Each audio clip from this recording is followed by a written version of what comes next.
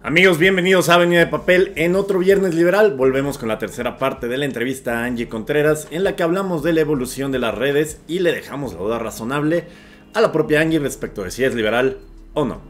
Acompáñenme.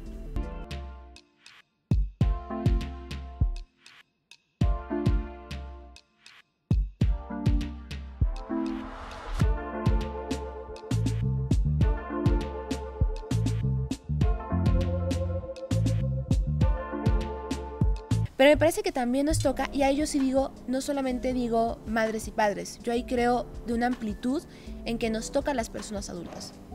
¿Por qué? Porque volvemos otra vez a esta idea también muy conservadora de creer que los trabajos de cuidado solamente dependen de las madres, además. No, la responsabilidad de la seguridad de las infancias nos toca a todas las personas, seamos unos adultas. Claro que a madres y padres, porque son finalmente tutores, pero a todas las personas adultas nos toca. ¿Y por qué? ¿Y por qué agrando el panorama hacia personas adultas? Porque si yo, por ejemplo, veo que hay una infancia que está en una red social, pues entonces es saber... En ese caso sí hay que ser adultocentrista. No adultocentristas, pero sí hay que ser más bien... A ver, el adultocentrismo sería decirle, tú no tienes que estar aquí, salte. Eso sería una muy tajante. No, tú no tienes que estar aquí, salte, adiós. Pero la potestad sí reside en los adultos. Por alguna razón, los mayores de 18 son los que podemos acompañar a esos niños a la manera de utilizar el universo digital. No, a ver, me parece que toda persona podemos acompañarle. O sea, a ver, aquí ya voy a hacer esta aclaración. Una de las cosas que hemos visto en la práctica con las infancias es que a quien le tienen más confianza son o a sus pares o a personas que son, por ejemplo, tal vez no son mamá o papá, pero es una persona adulta para ellas y ellos, ¿no? Por ejemplo, el tío, la prima, el primo, el hermano, que es un poco mayor que ellas y ellos, etc. Y entonces tienen tal vez más información o habilidades que entonces van a poder acompañar a esas infancias. Y ahí me parece que eso es maravilloso, es decir, necesitamos que las infancias confíen en alguien. Que confíen en alguien. Ya confiando en alguien, podemos entonces acompañar de mejor forma, sobre todo cuando pasa una violencia. Claro. Sí les toca a mamás y papás porque son los tutores, quienes tienen primeramente que garantizar su bienestar, su seguridad, etc. Pero no solamente podemos dejar esa responsabilidad a mamás o papás, porque entonces ahí es cuando el Estado se hace pato. Sí. O sea, decir, nada. Entonces por eso yo abro y extiendo decir, sí, nos toca a todas las personas adultas, el compartir estrategias, el que si estamos viendo que a ese niño o niña le están, no sé, acosando en redes, etcétera, cómo acompañarle. O si me pide información, por ejemplo, el hijo del amigo de no sé qué, ¿cómo le doy información? ¿Cómo acompaño? También esa es parte de compartamos la responsabilidad que nos toca a todas las personas.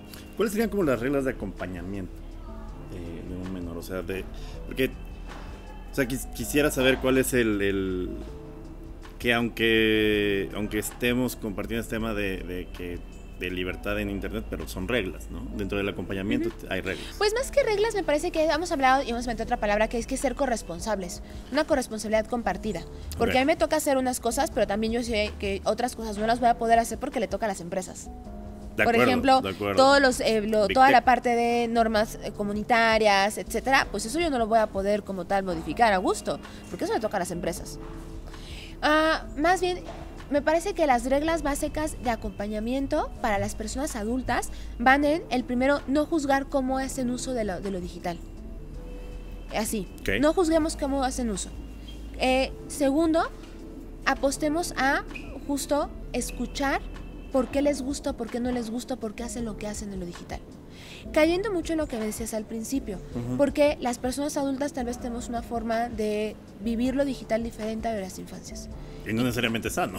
Exacto, tampoco es sano. Es decir, a ver, entonces, ¿por qué nos juzgamos a una niña o un niño, no? Entonces, primero, no juzgar la forma en la que ellas y ellos deciden vivir en lo digital. Escuchar por qué deciden hacerlo. ¿Por qué pasa lo que pasa? Sobre todo pensando cuando hay una violencia. Claro. ¿Qué es lo que está pasando? Eso es importante. La comprensión del lenguaje en lo digital. También. Porque luego es que dijo la palabra, que ya dijo el término, y eso qué es, está hablándome mal. no te está hablando mal, así se habla en lo digital hoy en día. El uso del emoji, de los stickers, el FOMO, el DOMO, el FUNAR, o sea, son palabras que son parte de su lenguaje. Y también nos toca entrarle a comprender ese lenguaje para también poder acompañar. Creo que otra importante es entender que las redes sociales no son las malas también en esto. Y aquí digo, y pongo un paréntesis porque no quiero que se malinterprete de que estoy diciendo que las empresas son buenas y son unas santas, porque no lo son. Sí, o sea, no. tienen todo un abanico de responsabilidades. Pero hay personas que hacen... Si tuviera un peso por cada vez que han provocado un genocidio, tendría 2 pesos, que no es mucho. Pero es curioso que pase 2 veces. Sí, entonces por eso hago ese paréntesis porque no quisiera que se malinterpretara. Pero sí que hay personas que hacen un mal uso de estas redes. Un uso violento, un uso que discrimina, un uso para fomentar mensajes de odio, etc. Pero justo es cómo acompañamos otra vez, cómo volvemos a acompañar. Y algo también que les decimos mucho a mamás y papás es que cuando acompañemos se vale preguntar. Y se vale darnos cuenta que las personas adultas no lo sabemos todo.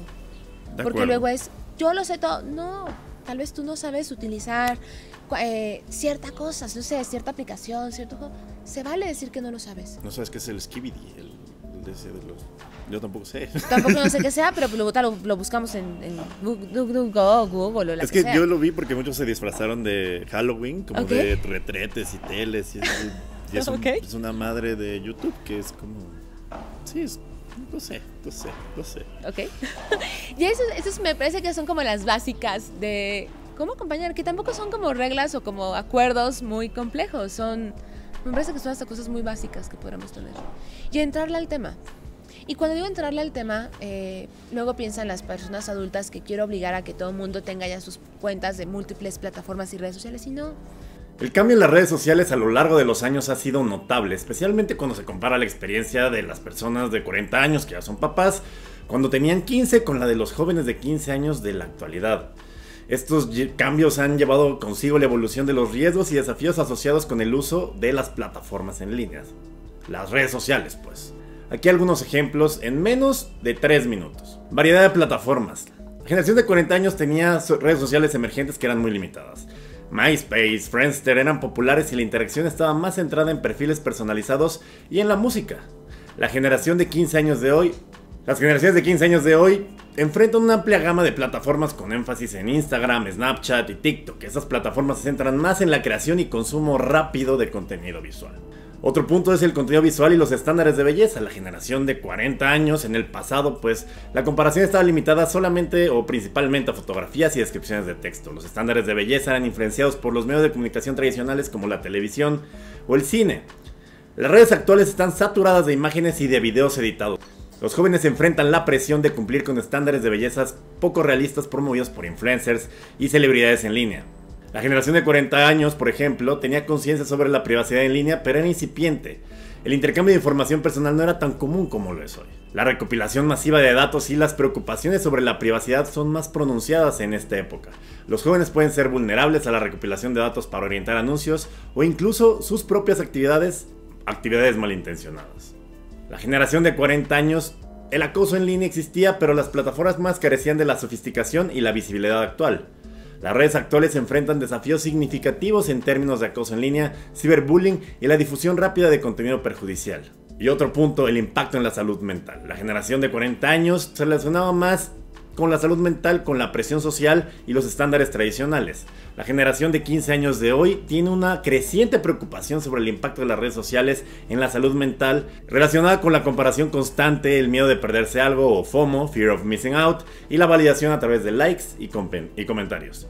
En conclusión, las diferencias entre las redes sociales de las generaciones de 40 años que ahora son papás y los adolescentes actuales van más allá de la tecnología. Los riesgos asociados han evolucionado y la conciencia sobre la importancia de la educación digital y la privacidad en línea se vuelve cada vez más crucial para garantizar experiencias en línea seguras y saludables. Son las que están gustándoles. En nuestro tiempo era, no sé, Metroflog, ¿cuál más? Latin, no me acuerdo cuál era la otra. Latin Chat, por ejemplo. Los años de nostalgia vamos a empezar a sacar. ICQ, claro. Ya sé, qué horror. Hi-Fi. De mis patas de gallo. Sí, Hi-Fi, claro, le puedes poner música y todo. El zumbidito por el Messenger. Sí, o sea, mira, Yo sé que no eres omnipotente ni omnisciente, pero hagamos un ejercicio, o quisiera que hiciéramos el ejercicio de... A ver. No es un ejercicio, pero es como de ver también de forma pragmática este país en el cual, pues debajo de la línea de la pobreza hay 28 millones de personas. Claro. ¿No? Son familias, que son niños, y que evidentemente su acceso al internet es limitado, y que el aparato en el que lo utilizan igual no es el más complejo, pero tenemos también un universo en este país en el que las redes sociales son gratis. Nos hacen creer que son gratis. Sí, claro. Pero también tiene cierto jiribilla de si es gratis, como siempre dicen los marketers, es porque tú eres el producto, que sí, ¿sabes? O sea, ¿Sí? son un medio de publicidad, y es evidente que gran parte de la población infantil y adolescente no tiene acompañamiento. No, pero además también aquí un dato curioso, si nos damos con estas cifras, ni siquiera sabemos qué pasa con las infancias en su acceso a internet. Sí. Todas las encuestas que tenemos, que realiza tanto la INEGI, la IFT, etcétera, sobre el uso de lo digital, cuántas computadoras, etcétera, ni siquiera cuentan a las infancias. Siempre Sí. empiezas a partir de los 12 años, si bien nos va, 15 en algunas, y párale contar. Ni siquiera están contadas. Y el tema, por ejemplo, de estas otras brechas económicas, por ejemplo, claro que tiene un impacto. Por eso, además, amplío el espectro de decir, nos toca a todas las personas adultas. Porque claro que a mamás y papás trabajan. No hay, por ejemplo, qué pasa con las dobles o triples jornadas que tienen las madres y padres. Tampoco puedes responsabilizarlas por completo. Y ahí es entonces decir, abrir el espectro de personas adultas, toca entonces qué pasa con las personas docentes. ¿Qué pasa con las otras personas que tienen una convivencia con las infancias y las adolescencias? ¿Qué pasa con el tema del Estado? Hace algunos meses, no vamos a quemar el nombre del senador porque no es la intención, pero... Vamos a quemar al senador Barrera. No, luego les cuento el chismecito por X o Twitter. Okay. Pero hubo una vez un senador que quería hacer una reforma, porque les encantan las reformas, para el tema de que las niñas y los niños no consumieran lo que él consideraba que era contenido pornográfico. Ok.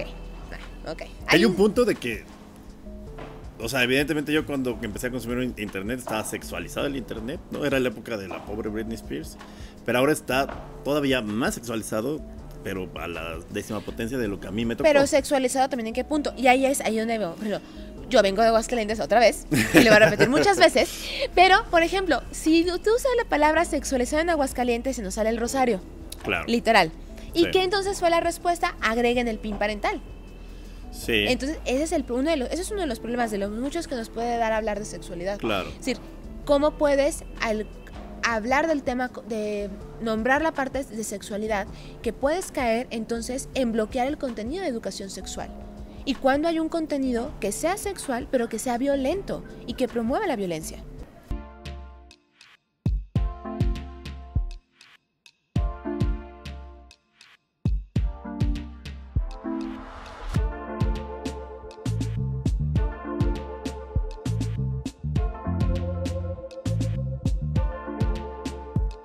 Yo soy Durden, esto fue Avenida de Papel. Muchas gracias por acompañarme. Una vez más, no olviden suscribirse, darme like y sobre todo seguir este Viernes Liberal. Gracias a la Fundación Frederick Naumann por su apoyo como siempre. Nos vemos la próxima.